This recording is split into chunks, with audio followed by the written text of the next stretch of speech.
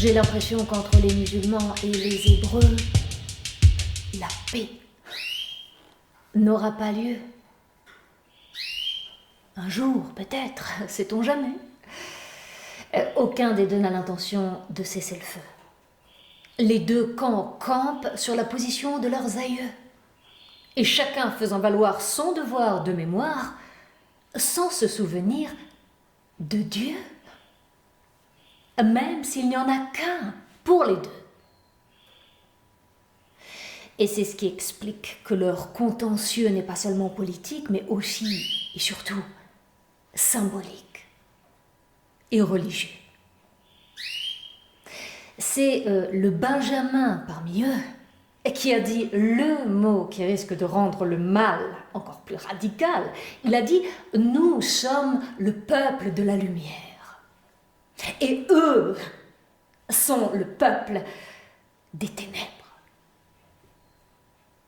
En parlant de ceux qui ont inventé l'algèbre.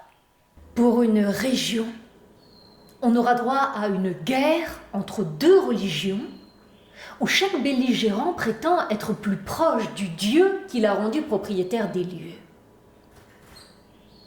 Pour la Palestine, c'est le passé simple. Pour Israël, c'est le passé composé. Et le 7 octobre, toute cette prose a explosé. Pour les Hébreux, c'est un pogrom. Pour les musulmans, c'est un syndrome. Un syndrome révélant qu'il y avait déjà péril en la demeure. Pour que l'un vive, il faut que l'autre meure.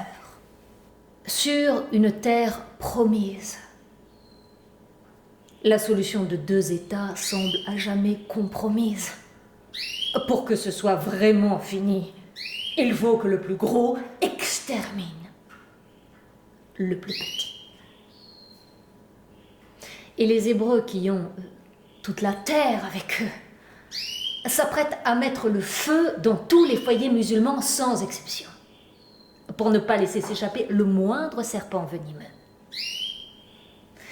Tout le monde le sait, mais tout le monde feint de l'ignorer. Qu'en ciblant les reptiles, ils n'abattront que les civils. Car aucun terrorisme n'a jamais mis fin au terrorisme, c'est un truisme.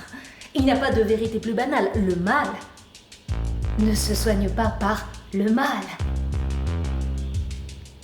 L'invasion de Gaza sera donc débile et stérile, parce qu'elle ne fera que multiplier les raisons de la colère et démultiplier les folies meurtrières.